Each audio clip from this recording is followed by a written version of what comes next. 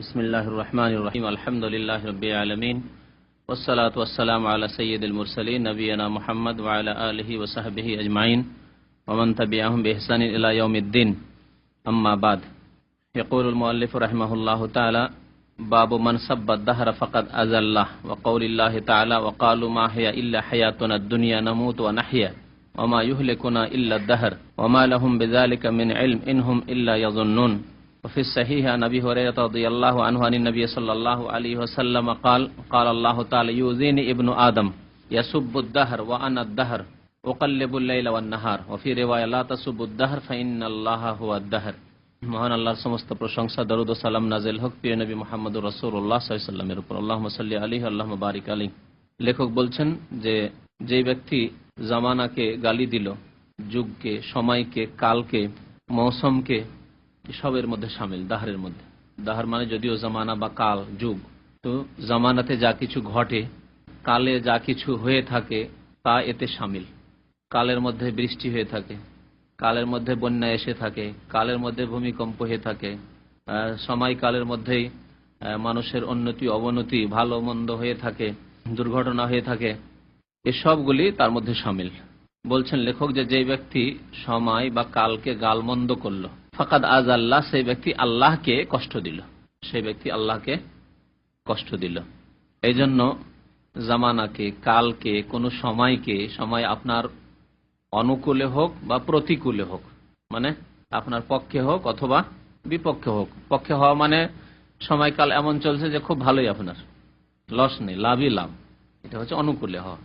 আর প্রতিকূলে হওয়া যে আপনার বিপরীত দিকে, আপনার বৃষ্টির প্রয়োজন নয়, বৃষ্টি, বন্যার প্রয়োজন, পানির প্রয়োজন নয়, বন্যাতে সব ভেসে গেল। তো এগুলি হচ্ছে আপনার প্রতিকূলে সময়, কাল। এইরকমই হাওয়া বাতাস, কেউ হয়তো বাতাসকে গালি দিল, ঝড়কে গালি দিল, এগুলি হচ্ছে সব এর অন্তর্ভুক্ত। যে ব্যক্তি সময়, কালকে, ঝড়, বাতাস, মেঘ, বৃষ্টি ইত্যাদিকে গালি দিল, সেই ব্যক্তি আল্লাহকে কষ্ট দিল। কারণ এগুলি সব আল্লাহর আদেশে আদিষ্ট, নিজের খেয়াল খুশি আসতে পারে না। বৃষ্টি খেয়াল খুশি আসেনি, বন্যা খেয়াল খুশি নিজের ইচ্ছে আসতে পারে না, আর আসেও নি। ঝড় বাতাস বা শীত, ঠান্ডা, গরম, অনেক সময় খুব গরম, আর থাকা যায় না, এই গরমে পেরেশান করে দিল। এটা কি গালমন্দ করা নয়? যদিও গাল নয়, কিন্তু আপনাকে খারাপ, তার সম্পর্কে আপনি খারাপ মন্তব্য করলেন, এই গরমে পেরেশান করে দিল, জীবন নিয়ে নিল। এই গরমকে গাল দেওয়া হলো না, এই কথা বলা হলো না, কাকে বলা হলো? আল্লাহকে বলা হলো। ঠান্ডাতে মরে গেলাম, ঠান্ডা যে কখন যাবে, এইরকম ধরনের কথাবার্তা বলা এর অন্তর্ভুক্ত। আর এর চাইতে অতিরিক্ত যেগুলি হবে তা তো তাতে শামিল আছেই, আল্লাহকে গালমন্দ করার শামিল। মহান আল্লাহ রাব্বুল আলামিন ইরশাদ করেছেন নাস্তিকদের সম্পর্কে, ওয়াকালু মা হিয়া ইল্লা হায়াতুনাদ দুনিয়া, এই পৃথিবী হচ্ছে আমাদের এই জীবন মাত্র, পার্থিব জীবন, যা কিছু হচ্ছে তা হচ্ছে পার্থিব জীবন। এই হচ্ছে লক্ষ্য উদ্দেশ্য, এই হচ্ছে টার্গেট, যা কিছু করতে হবে এখানেই করতে হবে, ভালো মন্দ যা কিছু আছে এখানেই আছে। এইরকম কথা কে বলে? যে ব্যক্তি পরকালে বিশ্বাসী নয়, যে ব্যক্তি পরকালে বিশ্বাসী নয়, যে ব্যক্তি আল্লাহর কুদরতে বিশ্বাসী নয়, আল্লাহর সৃষ্টিতে বিশ্বাসী নয়। আল্লাহ যেমন দুনিয়া সৃষ্টি করেছেন তেমন পরকাল আল্লাহ সৃষ্টি করবেন, পৃথিবী ধ্বংস হবে, আবার মানুষের হিসাব নিকাশ হবে, সেগুলি সব আল্লাহর প্রতি এবং আখিরাতের প্রতি বিশ্বাসের অন্তর্ভুক্ত। আর নাস্তিক যারা, তারা আল্লাহ এবং পরকালে বিশ্বাসী নয়। তারা বলে যে যা কিছু হচ্ছে তা হচ্ছে হায়াতুনাদ দুনিয়া, এই পার্থিব জীবন। সেই জন্য পার্থিব জীবনে তারা সমস্ত রকমের উন্নতির জন্য যত রাস্তা হতে পারে, ভালো হোক মন্দ হোক, বৈধ হোক অবৈধ হোক, বেমানি হোক ইমানি হোক, যেমনই হোক না কেন, যে কোনো জুলমের হোক, অত্যাচার হোক, খুন করা হোক, সমস্ত রাস্তা তারা অবলম্বন করতে পারে।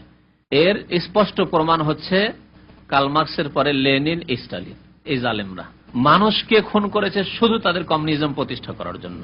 শিশুকে পর্যন্ত খুন করেছে। শিশুদেরকে জিজ্ঞাসা করতে, তোমাদের কে খেতে দেয়? মুসলিম শিশুদেরকে। Soviet union, Russia, Azerbaijan, Uzbekistan, Tajikistan, এসব মুসলিম রিয়াসত, মুসলিম স্টেটগুলিতে জুলম, অত্যাচার, খুন যা করেছে, ইতিহাসে বেনজির জুলম, ইতিহাসে। কি জন্য? শুধু তাদের কমিউনিজম, নাস্তিকতা প্রতিষ্ঠা করার জন্য, পার্থিব উদ্দেশ্যের জন্য, যে কমিউনিস্ট স্টেট তৈরি করব সারা পৃথিবীতে, কমিউনিজমকে প্রতিষ্ঠা করব, নাস্তিকতাকে প্রতিষ্ঠা করব সারা পৃথিবীতে। আলহামদুলিল্লাহ তারা এই ক্ষেত্রে নাকাম হয়েছে, কামিয়াব হতে পারেনি। আল্লাহর আযাব 70 বছরের মধ্যে এসেছে কমিউনিজম পৃথিবী থেকে মুছে যাওয়ার মতো। যদিও কিছু ছিন্ন ভিন্ন হয়ে এই ভ্রান্ত মতবাদে বিশ্বাসী হয়ে রয়েছে, কিন্তু তাদের কোন রকমের শক্তি আর পৃথিবীতে নেই। 70 বছরের মধ্যে ওয়াকেজে প্রমাণিত হয়ে গেছে এই মানব রচিত কুফরি এবং কুফরির শেষ একবারে শীর্ষস্থানীয় কুফরি বলা যেতে পারে এই নাস্তিকতা। যারা বলে যে আল্লাহ সৃষ্টিকর্তা নয়, আল্লাহকে মানুষ সৃষ্টি করেছে। আল্লাহ সৃষ্টিকর্তা নয়, আল্লাহকে মানুষে সৃষ্টি করেছে। মানে কি? মানে আল্লাহ নেই, মানুষে ধরে নিয়েছে যে আল্লাহ আছে, মানুষের সৃষ্টি করা।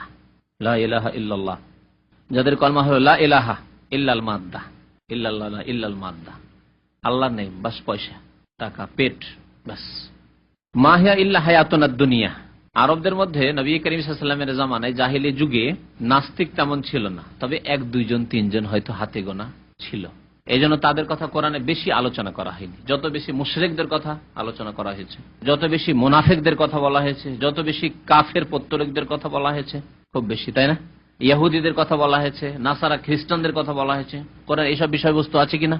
খ্রিস্টানদের কথা আছে, ইহুদিদের কথা আছে, তাদের যেসব দোষ, তাদের কুফরি, তাদের শিরক, সেসবের কথা আছে। পত্তলিক মুশরিকদের কথা আছে, কুল ইয়া আইয়ুহাল কাফিরুন, মুশরিকদের কথা আছে। কিন্তু নাস্তিকদের কথা শুধুমাত্র এই একটি আয়াত আছে, কারণ নাস্তিক তেমন ছিল না আরব সমাজে তখন।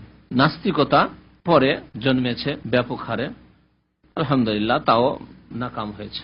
যদিও শিরক, কুফরি আর নাস্তিকতা সবগুলি প্রায় কাজ সমান, সবগুলির শেষ পরিণাম চিরকাল জাহান্নাম। দুনিয়ায় আল্লাহর গজব এবং আখিরাতে চিরকাল জাহান্নাম, এতে কোনো সন্দেহ নেই। এমন নয় যে নাস্তিক চিরকাল জাহান্নামে থাকবে আর মুশরিক কোনদিন জাহান্নাম থেকে বের হবে, বা মুনাফিক কোনদিন জাহান্নাম থেকে বের হবে না, ইহুদি নাসারা কোনদিন জাহান্নাম থেকে বের হবে, কখনো না। শেষ পরিণাম সবার সমান। কিন্তু জাহান্নামেও শাস্তির বিভিন্ন স্তর রয়েছে, যেমন জানা আছে আপনাদের। ওয়াকালু মা হিয়া ইল্লা হায়াতুনাদ দুনিয়া নামুতু ওয়া নাহইয়া। আমরা মরি এবং জীবিত হই, মানে আমাদের কেউ মরে তো কেউ জীবন পায়। কিছু লোক মরছে আর কিছু লোক জন্মাচ্ছে। এই হচ্ছে দুনিয়ার নাম, পৃথিবী হচ্ছে এর নাম। যে আমরা অনেকে যাদের বয়স শেষ হয়ে এসেছে, সে মানে বৃদ্ধ হোক আর না হোক, যাদের সময়সীমা শেষ হয়ে এসছে, নির্ধারিত আজাল পৌঁছে গেছে, মতের সময়, সে মরে যায়, আবার অনেকে জন্মায়। একটি বংশে, একটি পরিবারে 10 জন মারা গেলে 20 জন জন্মাচ্ছে, বা তারও বেশি হয়তো। নামুতু ওয়া নাহইয়া, এর নাম হচ্ছে দুনিয়া, পৃথিবী, বাস। আর এছাড়া আর কিছু নেই। ওমা ইউহলিকুনা ইল্লা দাহর, আর আমাদেরকে ধ্বংস করে একমাত্র যুগ কাল। কালের আবর্তন বিবর্তনে আমরা কি হই? মারা যাই। সময়কাল যখন শেষ হয়ে গেল তখন মরে গেলাম। এর পিছনে আল্লাহ আছে, মালাকুল মউত আছে, আল্লাহ মালাকুল মউতকে পাঠান, এসব কিছু নেই। ওমা ইউহলিকুনা ইল্লা দাহর, এ হচ্ছে ওমা ইউহলিকুনা ইল্লা দাহরের অর্থ, যে কালের আবর্তন বিবর্তনে। এক যুগ ছিল যে ছোট্ট শিশু ছিলেন, তারপর একটু বড় হলেন, খুব সুন্দর হয়ে খেলাধুলা করছেন, দৌড়ঝাঁপ করছিলেন, দাড়ি ছিল না, আবার দাড়ি হইলো, তারপর আবার দাড়ি সাদা হইলো, সাদা হওয়ার পর আবার মরলেন, ইত্যাদি ইত্যাদি। ওমা ইউহলিকুনা ইল্লা দাহর, এগুলি কালের আবর্তন বিবর্তনে। কালের আবর্তন বিবর্তনে নিজেকে আপনি চিনতে পারবেন না আপনার বিগত ছবি। যদি আপনার 10 বছর বয়সের ছবি থাকে আর এখন হঠাৎ করে আপনাকে দেখানো হয়, আগে থেকে আপনার কাছে নেই, ওই 10 বছর আগে ছবি নেওয়া হয়েছে, তারপরে সেই ছবির সাথে আপনার কোনো সম্পর্ক নেই, হঠাৎ করে আপনার সামনে সেই ছবি পেশ করা হয়েছে, কে কখনো চিনতে পারবেন না। পারবেন না। এই হচ্ছে কালের আবর্তন বিবর্তন। ওমা ইউহলিকুনা ইল্লা দাহর, তো জামানায় মানুষকে কি করে থাকে? ধ্বংস করে থাকে। আল্লাহ মত দেয় না, অথচ আল্লাহ কোরআনে ইরশাদ করেছেন, এটি হচ্ছে তাওহীদ, এ হচ্ছে ঈমান। আল্লাহ ইয়াতাওয়াফাল আনফুস, জীবকে আল্লাহ মৃত্যু দান করে থাকেন। আল্লাহ ইয়াতাওয়াফাল আনফুস হিনা মাউতিহা, যখন তার মরণের সময় আসে।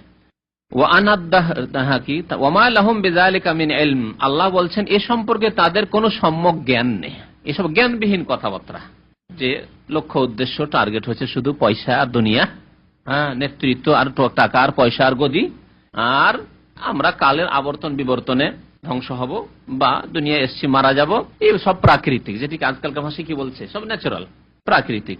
ওমা লাহুম বিযালিকা মিন ইলম, আল্লাহ রাব্বুল আলামিন তাদের এই বাতিল মতবাদের খণ্ডন করে বলছেন এ সম্পর্কে তাদের কোনো জ্ঞান নেই, যে কিভাবে পৃথিবীতে সৃষ্টি জন্মাচ্ছে, মাখলুক আসছে, আবার কিভাবে যাচ্ছে, মত কেমন করে হলো, মালাকুল মত এমন করে আসলো আর কেমন করে তার রূহ কবজ করলো, এই সম্পর্কে তাদের কোনো জ্ঞান নেই। ওমা লাহুম বিযালিকা মিন ইলম। আর এ সম্পর্কে জ্ঞানের উৎস হচ্ছে ওহী। ওহী ছাড়া আর কোনো উৎস নেই। কোন সায়েন্স, বিজ্ঞান, মানুষের প্রযুক্তি, টেকনোলজি, যান্ত্রিক সভ্যতা, প্র্যাকটিক্যালে প্রমাণ করতে পারবে না যে এই লোকটি কেমন করে মারা গেল। দুনিয়ার পরে আখিরাত, এসব প্র্যাকটিক্যালে টেকনোলজি দিয়ে প্রমাণ করার জিনিস নাই।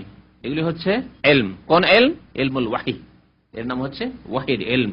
যে ওয়াহির এলম আল্লাহর পক্ষ থেকে সমস্ত আম্বিয়া এবং রসুলদের মাধ্যমে এসেছে, এবং এই জন্য সমস্ত আম্বিয়া রসুলদের কথা এক ভাষা, এক।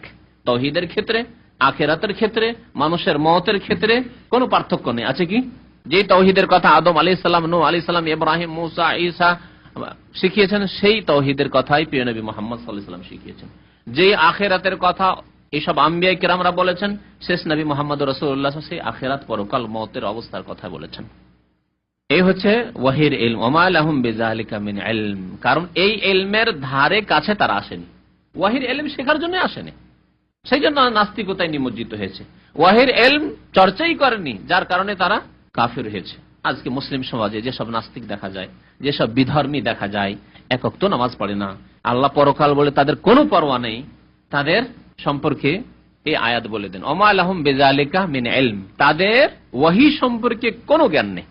আল্লাহর ঐশী বাণী সম্পর্কে, আল্লাহ রাব্বুল আলামিনের পক্ষ থেকে দুনিয়া এবং আখিরাত সম্পর্কে যে জ্ঞান দেওয়া হয়েছে আম্বিয়াদের মাধ্যমে, রাসূলদের মাধ্যমে, তার সম্পর্কে তাদের কোনো জ্ঞান নেই।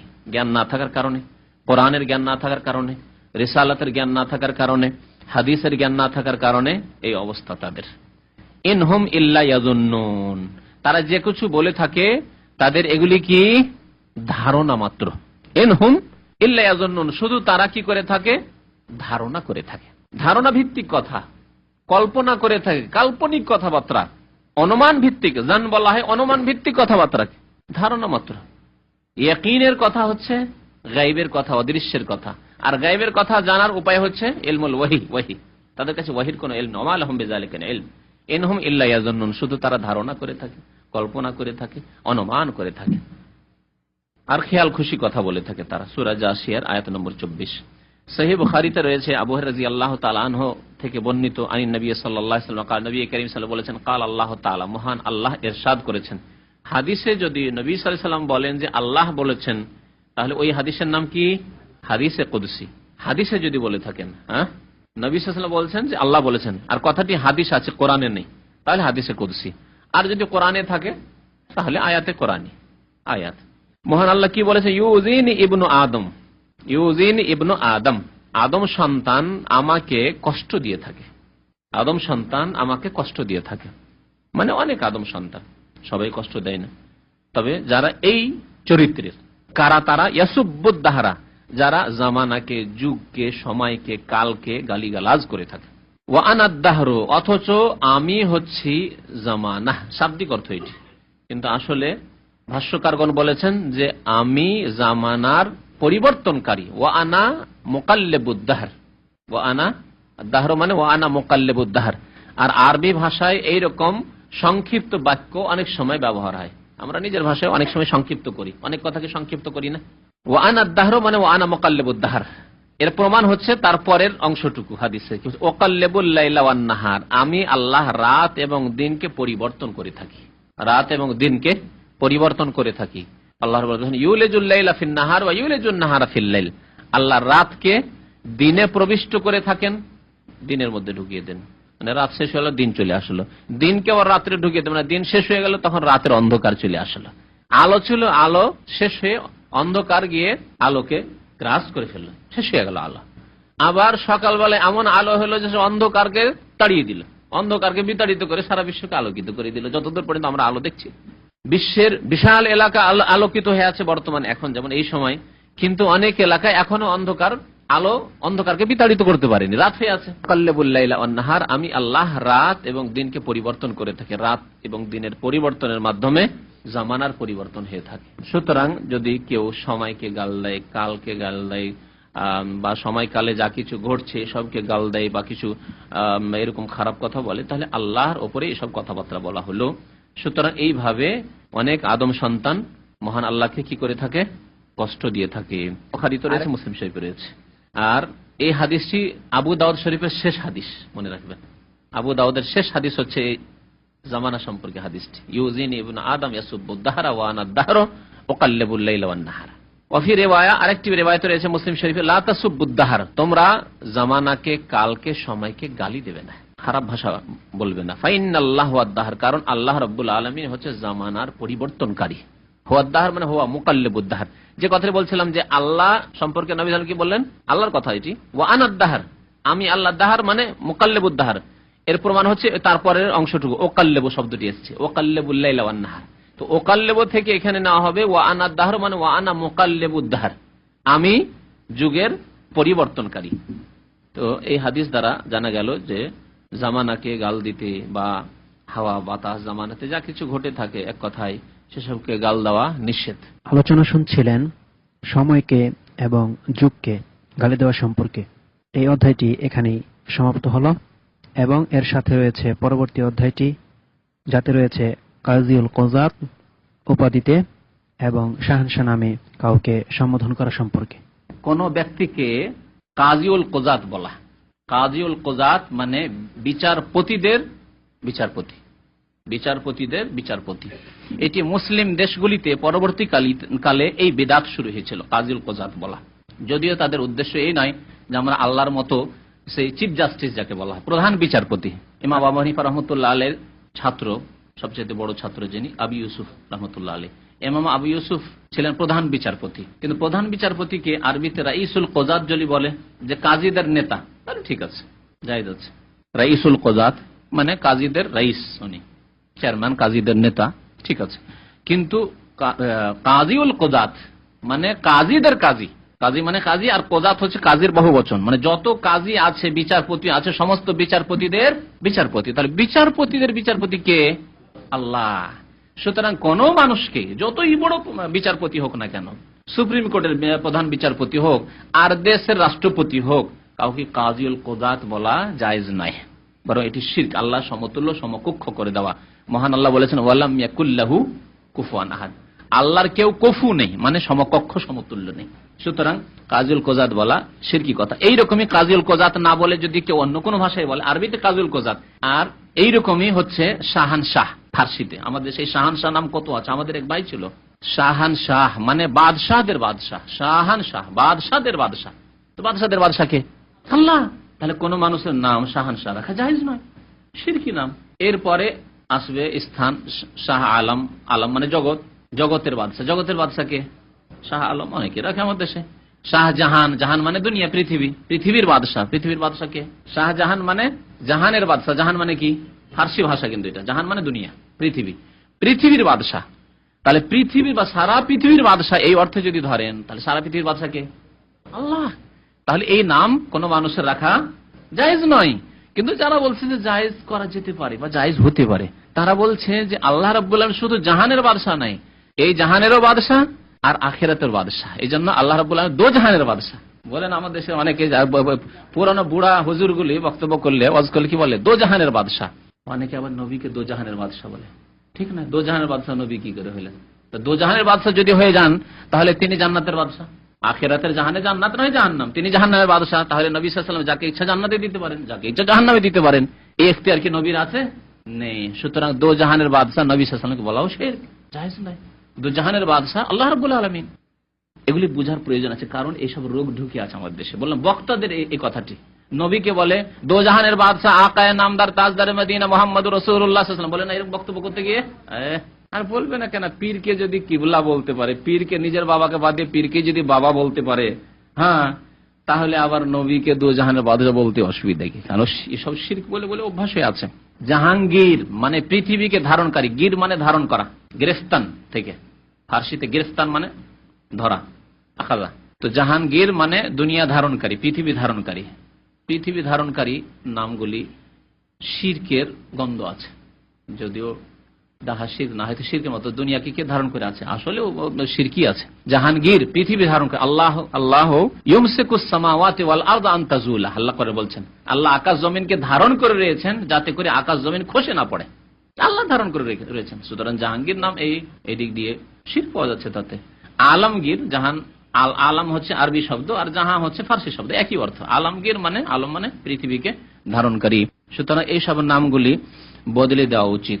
তাই লেখক বলছেন বাবু তাসাম্মি বি কাজিল কোজাত ওয়া নাহবিহি, কাজিল কোজাত কারো নাম রাখা সে নাম হোক বা উপনাম হোক বা উপাধি নাম হোক, উপাধি দেওয়া হয়েছে, তার নাম বাল্য জীবন অন্য নাম ছিল, কিন্তু বড় পোস্ট পাওয়ার পরে নাম রেখে দেওয়া হয়েছে কাজুল কোজাত না, বা এই ধরনের অন্য যেগুলো বললাম। ফিস সহিহ বুখারী শরীফে রয়েছে আবু হুরায়রা রাদিয়াল্লাহু তাআলা আনহু থেকে নবী সাল্লাল্লাহু আলাইহি ওয়াসাল্লাম নবী কারীম সাল্লাল্লাহু আলাইহি ওয়াসাল্লাম বলেছেন, ইন্না আখনা ইসমিন ইনদাল্লাহ, আল্লাহর নিকট সবচাইতে ঘৃণিত নাম, জঘন্য নাম, রাজুলুন, ওই ব্যক্তির নাম, তুসাম্মা মালিকুল আমলাক, যাকে বলা হয় বাদশাদের বাদশাহ, মালিকুল আমলাক।